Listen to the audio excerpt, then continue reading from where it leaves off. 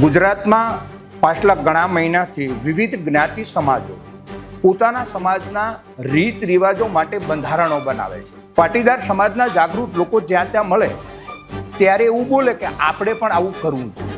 કે અત્યારે શું જરૂર પડી પટેલ સમાજને? પટેલ સમાજની સાથે બધા સમાજ ચાલતા હોય.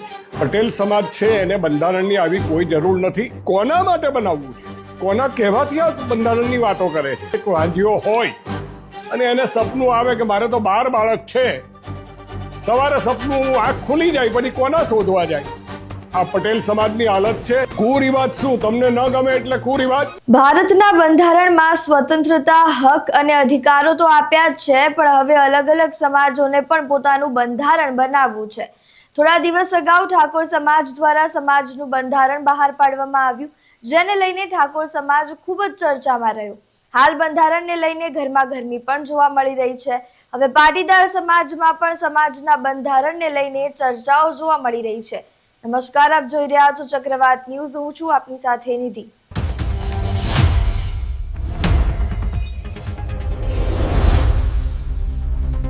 ગુજરાતમાં પહેલીવાર ઠાકોર સમાજ અને હવે પાટીદાર સમાજના અગ્રણીઓ બંધારણ બહાર પાડવાની વાતો કરી રહ્યા છે, પરંતુ તે પહેલા જ વિરોધના સૂર સામે આવ્યા છે. પદ્મશ્રી મથુર સવાણી દ્વારા એક વિડીયો પોસ્ટ કરવામાં આવ્યો, જેમાં તેઓ સમાજના રીત રિવાજો સચવાય તેના માટે પાટીદાર સમાજના બંધારણની વાત કરી રહ્યા છે અને સમાજના લોકોને તેમનું મંતવ્ય જણાવવા માટે પણ કહી રહ્યા છે. ત્યારે બીજી બાજુ પાટીદાર અગ્રણી કે પટેલે તેમનો ઉધોડો લીધો છે. તેઓનું કહેવું છે કે પદ્મશ્રી મથુર સવાણીની વાત તો સારી છે, પરંતુ પટેલ સમાજને બંધારણની જરૂર નથી, કારણ કે બધા સમાજ પટેલ સમાજની સાથે ચાલતા હોય છે. વધુમાં પદ્મશ્રી મથુર સવાણી અને કે પટેલ શું કહી રહ્યા છે, સાંભળો. નમસ્કાર મિત્રો, ગુજરાતમાં પાછલા ઘણા મહિનાથી વિવિધ જ્ઞાતિ સમાજો પોતાના સમાજના રીત રિવાજો માટે બંધારણો બનાવે છે. તે સાંભળીને પાટીદાર સમાજના જાગૃત લોકો જ્યાં ત્યાં મળે ત્યારે એવું બોલે કે આપણે પણ આવું કરવું જોઈએ. તેને આપણે સમાજનો અવાજ કેવી રીતે ગણવો? તો સમાજ શું વિચારે છે? સમાજ આ તરફ જવા માગે છે કે નથી માગતો? એ માટે એક વિચાર આવ્યો કે આપણે ગુજરાતભરના પાટીદારો સમક્ષ એક વિચાર મૂકીએ. એના માટે આપણે એક લિંક ડેવલપ કરી. એ લિંક ગુજરાતભરના પાટીદાર સુધી પહોંચે અને એ લિંકમાં એ પોતે પોતાનું નામ લખશે, ગામ લખશે અને મોબાઈલ નંબર લખશે. આવી રીતે જો લાખો લોકો આ લિંકમાં પોતાનો મત આપશે તો સમાજ બંધારણ માટે વિચારે છે એવું સાબિત થશે. એના માટે વડીલો, અમારી માતાઓ, બહેનો, યુવાનો, તમામ લોકોને અપીલ કરું છું કે આ લિંક ગુજરાત ભરના પાટીદાર સુધી પહોંચે. દરેક ગ્રુપમાં આ લિંક જાય અને તેથી કરીને પાટીદાર સમાજ આ કરવા માગે છે કે નથી માગતો એ એક નક્કી થશે. જો લાખો લોકો રજીસ્ટ્રેશન કરાવશે તો આપણે એવું માનશું કે સમાજ બંધારણ બનાવવા માટે ઇન્ટરેસ્ટ ધરાવે છે, ચિંતિત છે. તો એના માટેની આગળની જરૂરી તમામ કાર્યવાહી સૌ સમાજના લોકોને સાથે રાખીને કરશું. અને જો સમાજ આમાં રજીસ્ટ્રેશન નહીં કરાવે તો આપણે એવું માનશું કે સમાજને વર્તમાનમાં જે કાંઈ હાલી રહ્યું છે, જે કાંઈ રીત રિવાજ છે એ ગમતો વિષય છે, એને મંજૂર છે. એટલે એ નક્કી થઈ જાય છે કે સમાજની અંદર શું વિચાર પડેલો. અને જો સમાજમાં લાખો લોકો રજીસ્ટ્રેશન કરાવશે તો સમાજનો અવાજ બને. એ માટે આપણે આગળની કાર્યવાહી કરશું. એટલે મિત્રો, આજે શહેરી વિસ્તારમાં મોટા ભાગનો સમાજ રહે છે. 35 બિલ વચ્ચે આપણે જીવવી છીએ. એટલે ખર્ચ ઘટાડો, સોનાના ખૂબ ભાવ વધી ગયા, ચાંદીના ખૂબ ભાવ વધી ગયા. આવું આમ લોકો અવારનવાર ચિંતા કરતા હોય છે. એટલા માટે આ વિચાર સમાજ સુધી પહોંચાડવા માટે આજનો આ વિડીયો છે. સૌને નમસ્કાર. માનનીય પદ્મશ્રી મથુરભાઈ સવાણીએ જે વાત બજારમાં મૂકી, વાત સારી છે અને બનાવવું જોઈએ.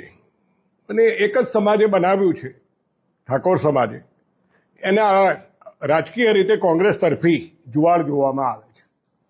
બીજું કે અત્યારે શું જરૂર પડી પટેલ સમાજને? પટેલ સમાજની સાથે બધા સમાજ ચાલતા હોય છે. પટેલ સમાજ છે એને બંધારણની આવી કોઈ જરૂર નથી.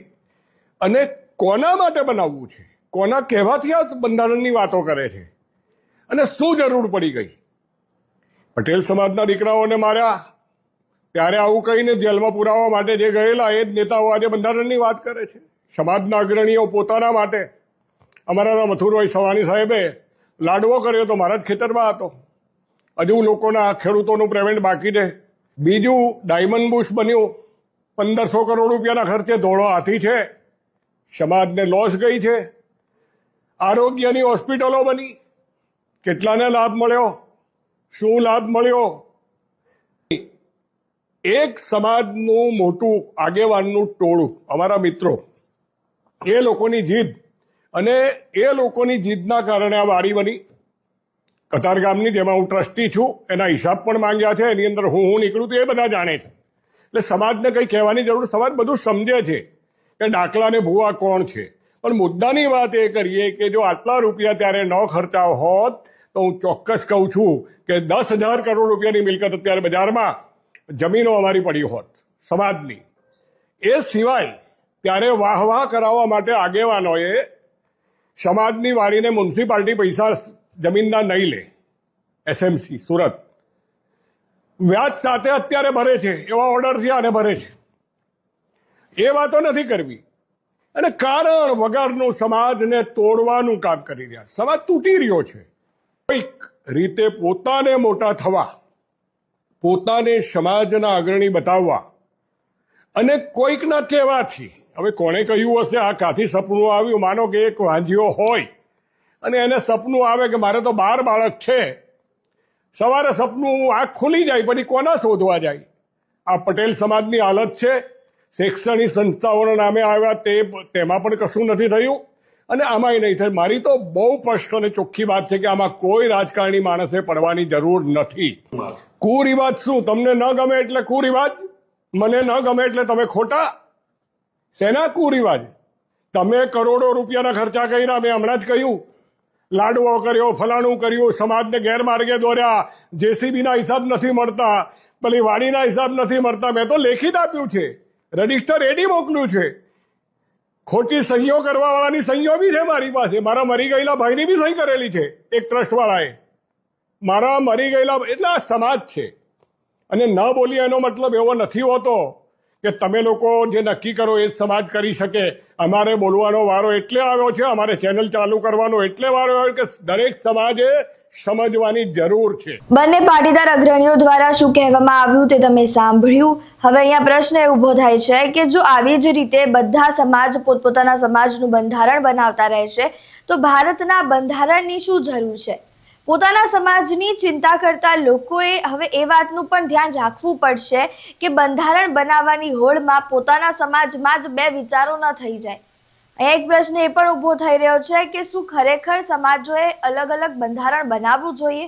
તમારું આ વિશે શું માનવું છે તે અમને કમેન્ટ બોક્સમાં જરૂરથી જણાવજો. નમસ્કાર.